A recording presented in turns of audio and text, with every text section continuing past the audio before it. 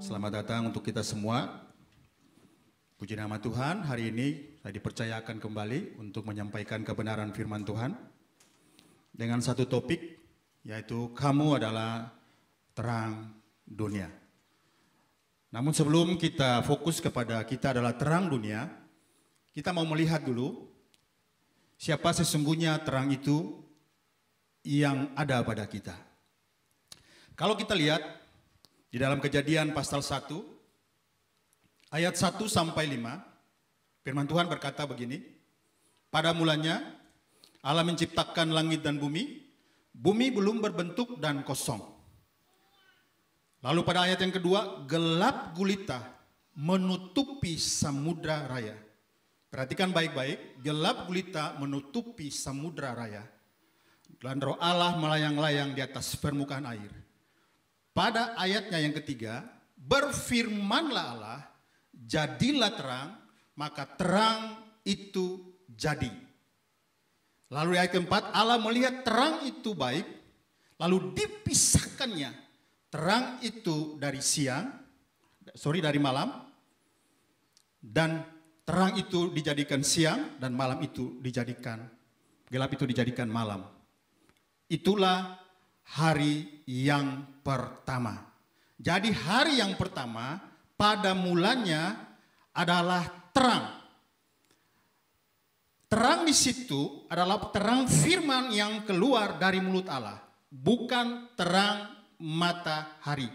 Karena nanti di ayatnya yang ke-16 sampai 19 baru disitulah Allah menciptakan benda-benda penerang yang ada di langit.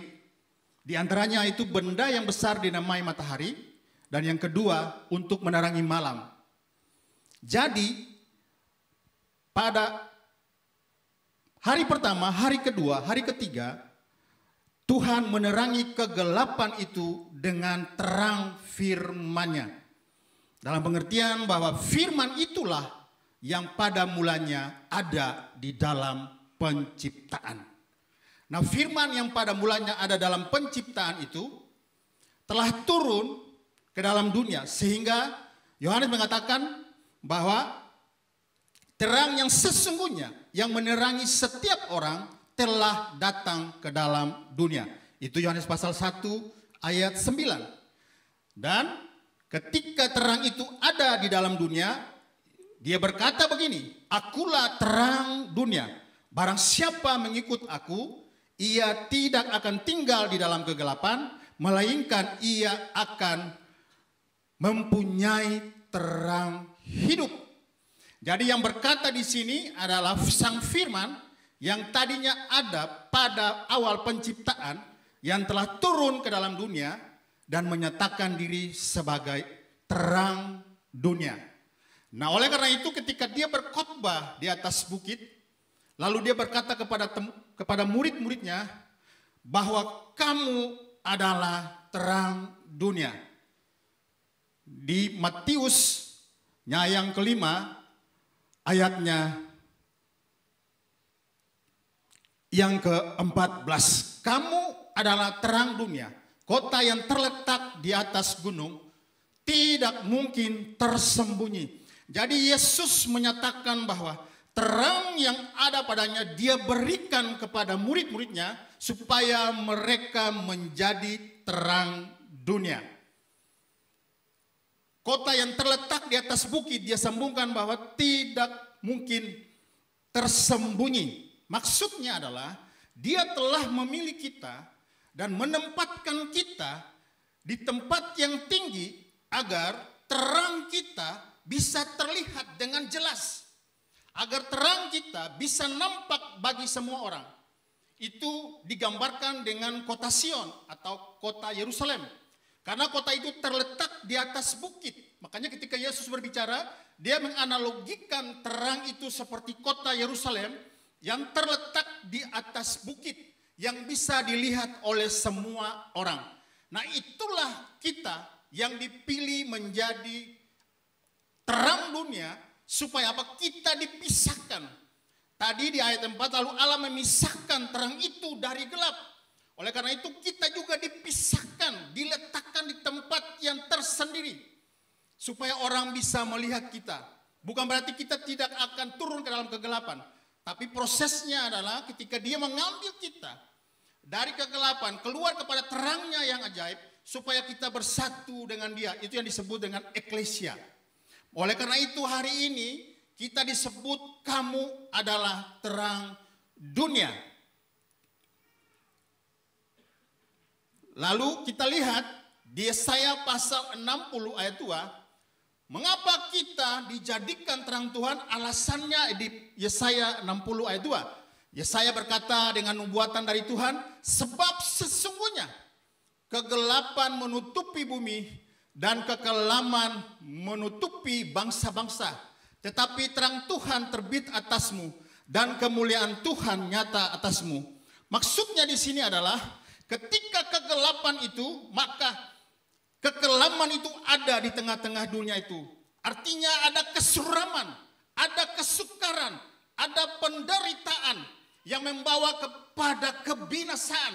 Tetapi syukur kepada Allah, Yesus memilih kita dan mengeluarkan kita dari kegelapan itu. Mengeluarkan setiap orang yang ada dalam kesuraman, yang ada di dalam penderitaan, yang ada dalam kesukaran yang besar, sehingga kita mengalami kehidupan yang luar biasa, kehidupan yang tentram di dalam Tuhan. Dia mengeluarkan kita supaya yang ada di dalam kesuraman, yang ada di dalam kesukaran, dalam penderitaan, mengalami kebebasan. Dan kita hidup sebagai orang-orang yang menerangi dunia ini. Kita lihat berikutnya. Ya, oleh karena itu di ayatnya yang pertama di Yesaya 60, karena memang kegelapan itu sudah ada, oleh karena itu ketika dia memilih kita sebagai terang, dia mau kita bangkit supaya kita menjadi terang. Bangkitlah menjadi terang sebab terang Tuhan sudah nyata atasmu. Maksudnya adalah ini adalah sebuah perintah kepada kita sebagai anak-anak terang untuk pergi menerangi setiap orang yang berada di dalam kegelapan. Maksudnya adalah jangan tinggal diam saja, tapi kita harus peduli. Kita harus bermanfaat bagi orang lain. Itulah yang dimaksudkan dengan kita menjadi terang dunia. Jadi kita tidak berdiam diri, tetapi kita mau pergi keluar untuk menjadi terang bagi dunia ini. Ada 4 prinsip terang. Yang pertama, terang itu berbeda dari gelap. Mengapa? Karena itu kita dipisahkan.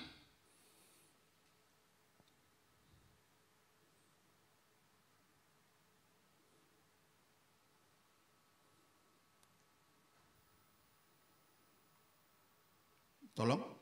Oke. Ya. Yang pertama, prinsip terang adalah karena kita berbeda. Terang itu berbeda dengan gelap. Tadi sudah dikatakan di dalam Kejadian pasal 1 bahwa kita dipisahkan. Ada perbedaan yang jelas antara terang dan gelap. Rasul Paulus mengatakan kepada jemaat di Efesus, memang dahulu kamu adalah kegelapan, tetapi sekarang kamu adalah terang Tuhan. Sebab itu hiduplah sebagai anak-anak terang.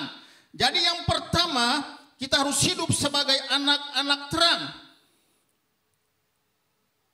Dan jangan turut mengambil bagian di dalam perbuatan-perbuatan kegelapan yang tidak membuahkan apa-apa, tetapi sebaliknya telanjangilah perbuatan-perbuatan itu. Jadi sebagai anak-anak terang, kita harus menelanjangi perbuatan-perbuatan itu. Artinya apa?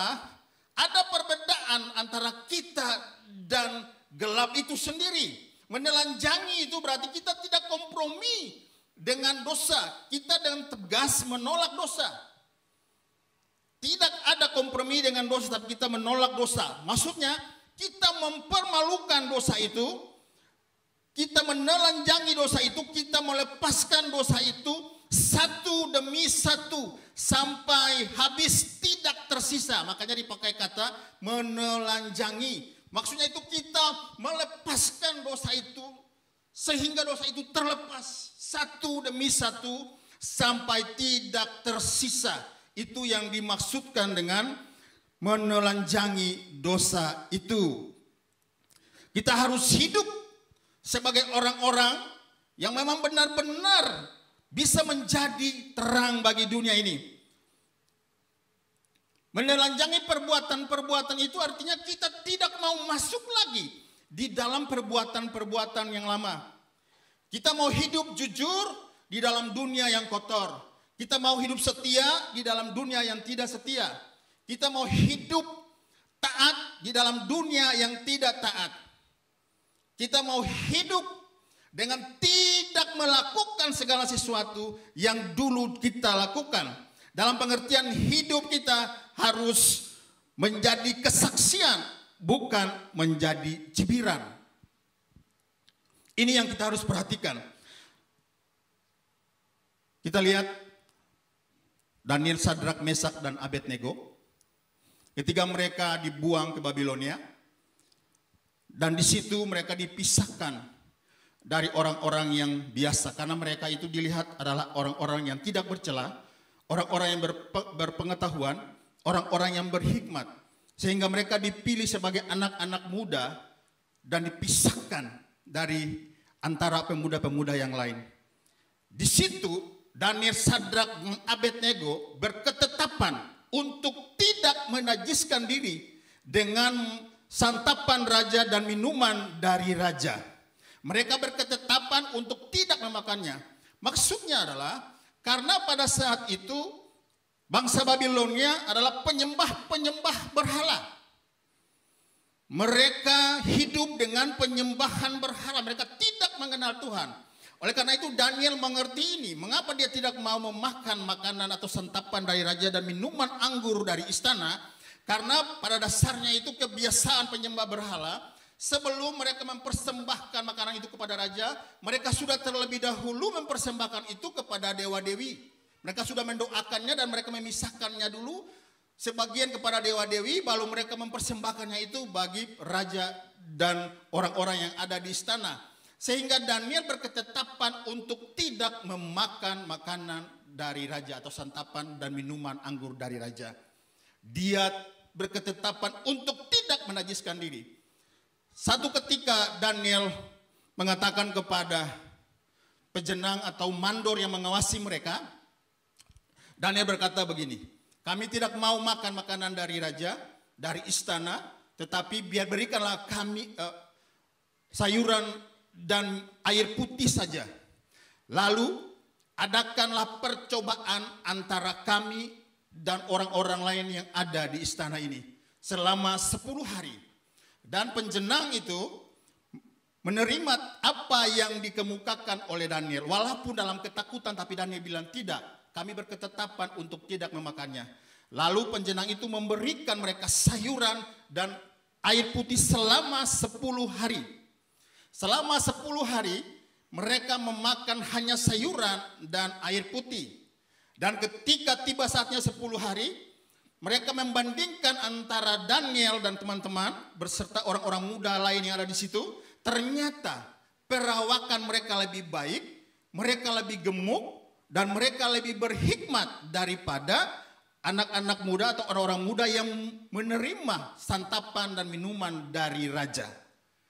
Dan disitulah Alkitab katakan Tuhan mengaruniakan belas kasihan dan kasih sayang kepada Daniel. Sehingga Tuhan memberikan mereka hikmat untuk mengerti tulisan-tulisan. Dan kepada Daniel Alkitab katakan bahwa dia diberikan pengertian tentang mimpi dan penglihatan. Satu ketika raja mendapatkan mimpi. Dan raja mengumpulkan semua orang ahli nujum. Di situ orang-orang berhikmat untuk menerjemahkan mimpinya.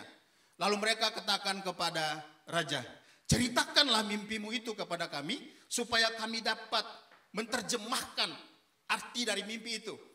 Lalu raja berketetapan untuk tidak menceritakan mimpinya. Raja katakan, aku tidak akan menceritakan mimpiku, tapi engkau harus menjelaskan mimpi itu dengan maknanya. Dan akhirnya mereka semua tidak sanggup. Mereka bilang, Tidak mungkin manusia menjelaskan itu. Hanya dewa yang tidak ada di antara manusia yang bisa menjelaskan mimpi dan maknanya dari Tuanku Raja.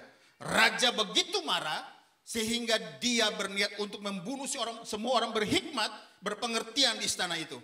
Daniel mendengar kabar ini. Lalu Daniel mengajukan diri kepada penjenang atau penjaga mereka, mandor mereka. Kami akan menerjemahkan mimpi itu. Berikan kami waktu sampai esok hari. Malamnya Daniel dan teman-temannya Sadrak, Mesak dan Abednego, mereka berdoa kepada Tuhan. Lalu Tuhan di dalam mimpi memperlihatkan mimpi dari Firaun itu, menjelaskan semua mimpinya dan artinya kepada Daniel. Akhirnya Daniel dengan hikmat dan mimpi yang dari Tuhan, Daniel dapat menjelaskan mimpi itu dan maknanya kepada raja. Disitulah Tuhan memberikan sesuatu yang besar kepada Daniel, Sadrak, Mesak dan Abednego. Hari-hari ini susah sekali untuk kita sebagai anak Tuhan untuk berketetapan, untuk melakukan sesuatu yang baik kepada Tuhan. Kita berketetapan untuk tidak menajiskan diri kita dengan hal-hal yang bersifat yang bukan dari Tuhan, yang bersifat menajiskan diri kita. Tetapi saya mau katakan hari ini, barang siapa yang bisa menetapkan dirinya, berketetapan untuk tidak menajiskan diri, maka Tuhan akan memberikan dia hikmat dan pengertian di dalam hidupnya. Hikmat seperti Daniel, dia bisa menjadi seorang mangku bumi pada saat itu, dan teman-temannya bisa memerintah di wilayah-wilayah Babilonia. Begitupun kita, ketika kita bisa berketetapan untuk tidak menajiskan diri, maka Tuhan akan memberikan kita pengertian dan hikmat untuk menjalankan semua usaha kita, untuk kita hidup dalam keluarga kita, memanage keluarga kita dengan baik. Kita juga bisa hidup dengan menjadi berkat bagi orang lain. Saya punya seorang teman, seorang sahabat, kebetulan saya pelayanan di tempatnya.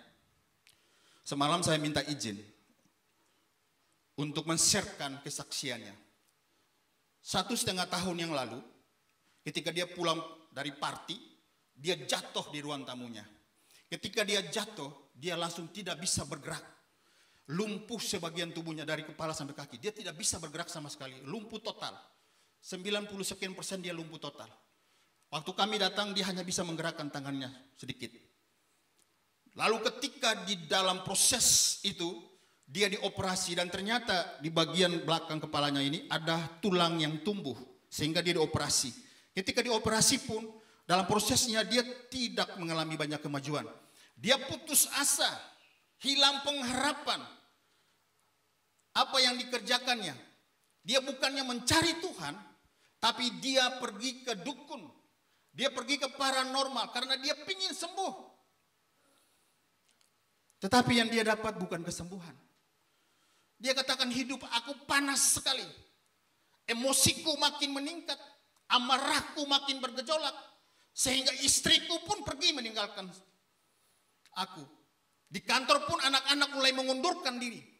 Dalam hampir 1,5 tahun itu kurang lebih, perusahaannya anjlok. Dia katakan dia punya hutang hampir 10 miliar. Dan hanya tinggal beberapa waktu lagi dia akan menutup usahanya. Karena memang sudah tidak ada jalan keluar, dia minta bantuan sama teman-teman terdekatnya, tapi mereka tidak sanggup membantunya. Dan dia sadar di situ bahwa hanya Tuhan yang bisa membantunya. Lalu dia kembali kepada Tuhan.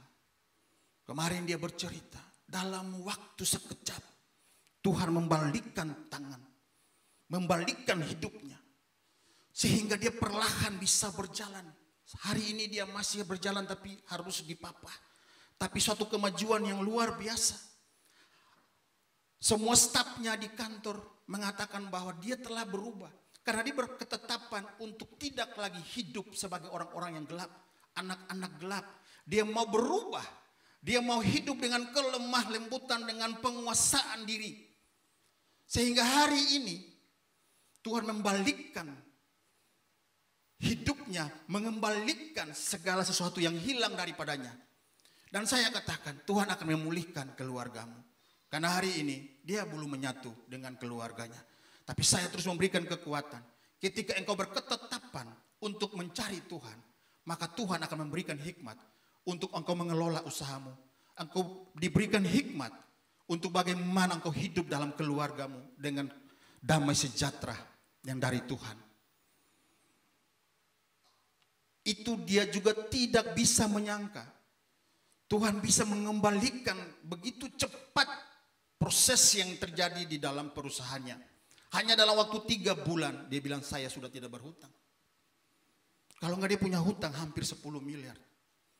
Dan hari ini dia hidup terus mau menjadi terang dan garam bagi orang-orang yang ada di sekitar dia. Khususnya di dalam usahanya dan keluarganya. Ya kadang-kadang dia bilang ya sudahlah. Kalau memangnya saya harus sendiri ya sendirilah. Saya bilang tidak. Tuhan akan mengembalikan hari-harimu, tahun-tahunmu yang hilang. Tuhan akan mengembalikan itu di dalam hidupmu. Dan saya tadi malam minta ini, saya bilang, dia bilang saya belum sempurnanya dipulihkan. Ya enggak apa-apa. Tuhan akan menyempurnakan engkau, mengembalikan hidupmu sama seperti yang dahulu kala. Nah ini mas saudara, kita sebagai anak-anak Tuhan, marilah kita berketetapan untuk tidak menajiskan diri kita dengan hal-hal yang najis, yang menyakiti hati Tuhan. Yang kedua, tolong di next aja, saya nggak bisa dari sini. Ya. Yang kedua, prinsip terang itu tidak bisa disembunyikan. Dikatakan di situ lagi pula orang tidak menyalakan pelita lalu meletakkannya di bawah gantang, melainkan di atas kaki dian, sehingga menerangi semua orang yang ada di dalam rumah. Kita garis bawahi, sehingga menerangi semua orang yang ada di dalam rumah. Yang pertama, terang itu tidak bisa disembunyikan. Kalau kita sudah diterangi oleh Tuhan, Tuhan mau terang itu bercahaya. Yang pertama adalah untuk menerangi keluarga kita. Karena pada saat ini begitu banyak orang tua yang menyakiti perasaan anaknya. Begitu banyak orang tua yang membuat anaknya tidak bisa hidup di rumah. Dan akhirnya anak itu kecewa, kepahitan, dan meninggalkan orang tua. Sampai-sampai orang tuanya meninggal pun anak-anaknya tidak ada yang tahu. Kita baru saja melihat berita. Di media sosial ada keluarga orang percaya. Oma opa yang ditinggalkan anak-anaknya. Sampai mereka meninggal pun anak-anak itu tidak ada yang datang. Dan tidak tahu bahwa orang tuanya meninggal. Itu berarti orang tua gagal menjadi terang untuk keluarganya. Orang tua gagal menerangi hati anak-anaknya. Sehingga anak-anak itu tidak bisa hidup dengan terang Tuhan. Mereka kecewa, mereka putus asa sebagai anak dan mereka meninggalkan orang tuanya. Itu adalah kegagalan orang tua di dalam menerangi keluarganya dengan terang Tuhan. Dan hari ini, saya rasa kita di semua tempat ini yang masih mempunyai orang tua, berarti kita adalah anak-anak. Hari ini tidak ada alasan untuk kita kecewa karena perlakuan orang tua yang kasar, kecewa karena hidup ditinggalkan orang tua, tidak dipedulikan orang tua tidak pernah tahu dengan kehidupan kita. Tapi hari ini, kalau sebagai anak-anak Tuhan, kalau terang Tuhan sudah terbit atasmu, maka engkau harus mengampuni keluargamu, engkau harus mengampuni orang tuamu, dan engkau harus mengasihi mereka dan bertanggung jawab kepada kehidupan mereka. Karena apa? Karena kita memang sudah diterangi oleh firman Tuhan. Itu yang harus kita lakukan sebagai anak-anak yang sudah diterangi firman Tuhan. Karena firman Tuhan berkata, hormatilah orang tuamu, ayah ibumu, seperti yang diperintahkan kepadamu oleh Tuhan Allahmu, supaya lanjut umurmu dan baik keadaanmu di tanah yang diberikan Tuhan Allah kepadamu. Ini salah satu perintah bagi kita untuk menghormati orang tua. Kalaupun itu kemarin orang tua itu tidak peduli dengan kita, orang tua itu kasar dengan kita, meninggalkan kita, tidak peduli dengan kehidupan kita. Tapi hari ini sebagai anak-anak, kalau Tuhan sudah menerangi hatimu, engkau harus mengasihi orang tuamu. Karena itulah sesungguhnya yang terang itu yang dikatakan oleh Rasul Matius bahwa kita harus menerangi, terang itu harus menerangi seisi rumah kita. Yang kedua, demikianlah hendakmu terang bercahaya di depan orang. Demikianlah hendaklah terangmu bercahaya di depan orang. Maksudnya adalah kita harus hidup memiliki teladan. Hidup dengan teladan yang dari Tuhan. Orang yang punya teladan adalah orang yang bisa mengontrol hawa nafsunya, mengontrol amarahnya, mengontrol emosinya. Kalau kita tidak bisa mengontrol emosi kita, kita tidak bisa mengontrol amarah kita, maka kita tidak akan bisa menjadi teladan di luar rumah. Kita tidak bisa menjadi teladan bagi orang-orang yang ada di sekitar kita. Beberapa kali ketika saya berkendaraan, saya pakai motor, terkadang saya dari kiri mau ke kanan, tiba-tiba dari belakang dengan kencangnya mereka lari dan mereka ngerem dengan serentak, hampir menabrak saya beberapa kali. Lalu mereka berhenti, mereka ngoceh. Saya lihat mereka, saya karena terkejut, saya emosi sekali. Dan saya tidak membereskan masalah itu, tapi saya pergi saja. Saudara, apa yang terjadi? Ketika kita marah dan kita tidak bereskan, maka kita hidup dengan penuh kemarahan sepanjang hari itu. Saya hidup dengan uring-uringan. Tapi satu ketika saya dari depan mau ke kiri, ada yang dari belakang dengan kecepatan yang begitu tinggi, hampir menabrak saya juga. Dan dia mengoceh pada saya. Saya angkat helm saya. Saya marah sekali. Saya hanya begini kepada dia. Lalu saya jalan. Ketika saya berjalan, Roh Kudus tegur saya. Kalau engkau tidak membereskan, engkau hidup dengan kemarahan ini sepanjang hari ini. Lalu saya berhenti. Orang itu juga berhenti. Ya mungkin juga dia takut pasti ribut. Tapi saya buka helm saya dekati dia. Saya bilang, maafkan saya yang salah. Saya belajar, saudara. Dan ketika saya katakan demikian, lalu saya lanjutkan perjalanan saya, yang terjadi adalah saya langsung amarah itu seketika seperti lepas dari hati saya. Saya mengalami damai sejahtera yang luar biasa. Saudara, ketika kita membereskan masalah kita, kemarahan kita minta maaf kepada orang, bukan itu berbalik kepada orang itu, tapi berbalik kepada diri kita sendiri. Kalau kita melepaskan, kita mengatakan kita minta maaf, bukan berarti kita direndahkan, sama sekali tidak. Tetapi kita bagaimana membuktikan bahwa Tuhan bisa berbicara kepada kita. Dan Tuhan mau hati kita terus hidup dengan damai sejahtera. Dan sepanjang hari itu saya mengalami damai sejahtera. Saya bersyukur Tuhan tadi kalau saya tetap marah kepada orang itu, saya nggak mungkin memiliki damai sejahtera sepanjang hari ini. Dan itulah yang saya alami. Kita sebagai anak-anak Tuhan, mari kita hidup dengan teladan kepada Tuhan. Supaya damai sejahtera Allah terus menyertai sepanjang hidup kita. Terang kita akan terus dilihat orang. Karena firman Tuhan katakan begini, janganlah kamu menjadi serupa dengan dunia ini, tetapi berubahlah oleh pembaharuan budimu sehingga kamu dapat membedakan manakah kehendak Allah, apa yang baik, yang berkenan kepada Allah, dan yang sempurna. Jadi mari kita berubah karena kita sudah memiliki terang itu. Yang berikutnya, saudara, terang itu sifatnya menuntut. Ya, terang itu sifatnya menuntut. Mazmur 119 ayat 105 dikatakan begini. Firman-Mu adalah pelita bagi kakiku dan terang bagi jalanku. Raja Daud ketika melarikan diri dari Raja Saul, waktu dia dikejar-kejar Raja Saul untuk membunuh dia, lalu dia lari ke padang gurun. Dia sampai di sebuah gua namanya Gua Adulam. Di sana Raja Daud masuk ke dalam gua itu dan dia bertemu dengan 400 orang.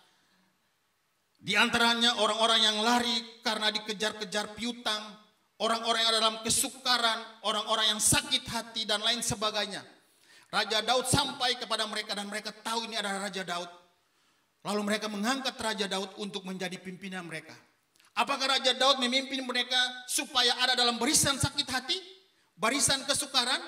Tetapi tidak. Raja Daud mengubah mereka yang tadinya orang-orang yang ada dalam kesukaran, karena dicari-cari, dikejar-kejar oleh piutang, yang ada dalam penderitaan sama seperti dia. Dia mengubah mereka menjadi prajurit-prajuritnya Tuhan yang luar biasa. Daud tidak berdiri sebagai seorang yang terus dengan keadaan dia harusnya mempunyai alasan untuk dia sakit hati kepada Saul karena dia tidak bersalah. Tapi tidak sebaliknya. Sampai-sampai ketika Daud mengejar dia sampai ke dalam gua itu, dia punya kesempatan untuk membunuh Saul. Tetapi Daud tidak melakukan itu. Daud tidak mau mengotori tangannya dengan darah. Sehingga Daud beberapa kali tidak mendapat ancaman dari Daud. Tetapi Daud melepaskan Saul karena dia berbeda dengan mereka yang ada di dalam kesakitan. Begitupun dengan kita. Kita kecewa, sakit hati. Mungkin kita ada di dalam kesuraman. Kadang-kadang ketika kita sakit hati, bukannya kita memulihkan sakit hati kita, tetapi kita bersatu dengan orang-orang yang sakit hati, orang-orang yang kecewa, sehingga kita bersekutu dengan mereka. Lalu kita mulai mengadakan isu, mengadakan gosip, sehingga terjadi perpecahan. Daud tidak melakukan itu. Daud bisa melakukan itu dan dia melakukan hal kepada Saul, sehingga Saul bisa saja jatuh dari takhta kerajaannya. Tapi Daud tidak. Ada saatnya Daud diangkat Tuhan menjadi raja. Tapi Daud tidak berkomplotan dengan orang-orang yang sakit hati, lalu menjadi sakit hati kepada Saul. Begitupun dengan kita. Kalau kita dikecewakan, kita sakit hati. Jangan bergabung dan membentuk barisan sakit hati. Saya percaya gereja ini tidak demikian. Karena kita adalah keluarga Kristus. Kalau ada kecewa sama pemimpin, kecewa sama jemaat, kecewa sesama teman, sesama satu dengan lainnya, kita tidak berkumpul dan memberikan barisan sakit hati, lalu memberikan isu, berikan gosip, sehingga gereja ini terpecah.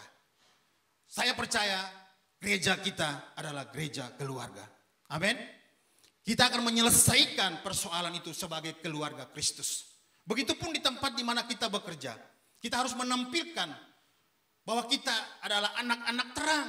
Kita bisa menerangi orang-orang yang ada di tempat di mana kita percayakan Tuhan untuk melakukan segala sesuatu dalam pekerjaan kita. Kita tidak ikut-ikutan dengan kecewa dan sakit hati sehingga terjadi perpecahan di dalam pekerjaan kita. Dan pada saatnya Tuhan akan mengangkat kita.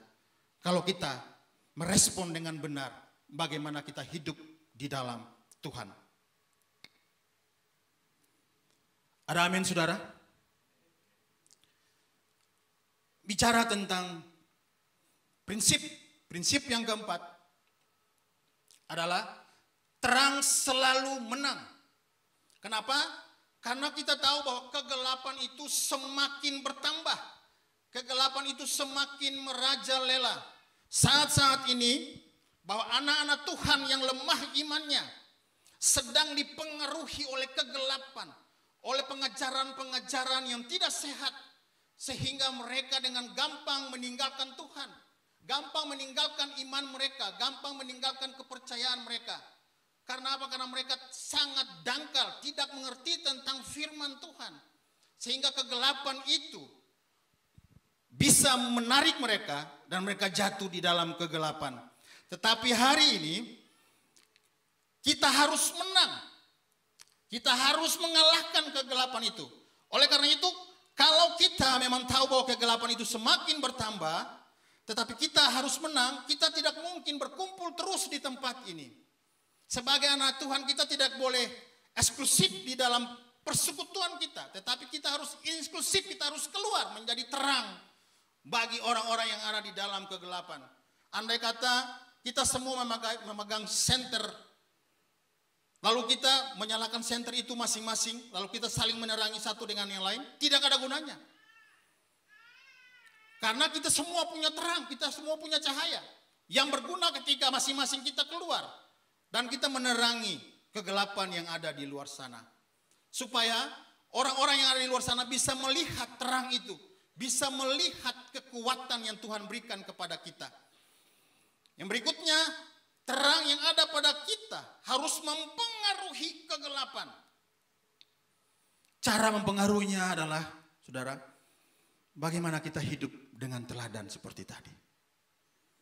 Kita bisa mempengaruhi orang-orang yang ada di luar sana. Bukan sebaliknya, orang-orang mempengaruhi kita. Anak-anak Tuhan yang ada di dalam terang Tuhan, saya percaya ketika terang Tuhan itu ada. Kita tidak mungkin lemah di dalam Tuhan. Terang yang ada di sini, dia akan sirna ketika sumber terang itu kita putuskan. Terang yang ada pada kita, ini akan menjadi gelap ketika sumber terang itu kita putuskan, kita hentikan. Oleh karena itu saudara, kita diberikan terang dari Tuhan. Tuhan adalah terang sejak awal dan dia akan terus menjadi terang dalam kehidupan kita sampai di dalam kekekalan. Alkitab katakan pada dunia yang baru nanti, bumi yang baru dan dunia yang baru nanti tidak ada matahari, tidak ada benda-benda penerang. Tuhanlah yang akan menerangi kita. Dia adalah matahari kata Daud. Tuhan Allah adalah matahari bagi kita. Oleh karena itu tidak mungkin terang walaupun dia semakin bertambah, dia semakin banyak, tapi tidak mungkin mengalahkan kita. Dia tidak mungkin membuat kita tidak bercahaya. Yang ada adalah kita tetap bercahaya dan kegelapan itu semakin jauh. Apalagi kita semakin dekat kepada kegelapan itu, maka kegelapan itu semakin menyingsir. Dia tidak mungkin bertahan. Semakin kita menerobos dalam kegelapan, kegelapan itu akan sirna. Bukan sebaliknya, ketika kita datang kegelapan itu akan menyerang kita. Jadi sangat tidak mungkin kalau kita hidup dengan terang Tuhan, kita terus jatuh bangun di dalam dosa. Saya tidak percaya itu saudara. Kalau kita terus hidup dengan terang Tuhan sebagai anak-anak terang, saya percaya bahwa semakin kita masuk di dalam kegelapan, kita akan semakin bisa menerangi kegelapan itu. Oleh karena itu saudara, fungsi kita harus pergi keluar. Karena ada banyak orang yang tinggal di dalam kegelapan. Tuhan mau terang kita bercahaya dan menarik mereka keluar dari kegelapan. Sama seperti Daud ketika dia ada di barisan orang-orang yang ada di dalam kegelapan, dalam kesukaran, dalam penderitaan, dalam kepahitan. Dia sanggup mengubah hidup mereka dan memimpin mereka berjalan di dalam terang Tuhan. Seberapa dari kita yang mau hidup sebagai anak-anak terang? Ada begitu banyak orang di luar sana yang membutuhkan terang itu. Karena itu kita harus pergi dan membawa terang Tuhan di dalam hidup kita. Selamanya kita tetap akan menang. Kecuali engkau tidak lagi mau bercahaya. Dalam pengertian, engkau tidak lagi mau biarkan Yesus bercahaya di dalam hidupmu. Engkau meninggalkan dia. Dan pada saat itu kita tidak bercahaya. Tetapi selama engkau tetap membiarkan Kristus terus melekat dengan Kristus, maka semakin bertambah terang semakin bertambah gelap dimanapun itu, engkau tetap akan berdiri dan mengalahkan kegelapan itu. Tuhan Yesus memberkati kita.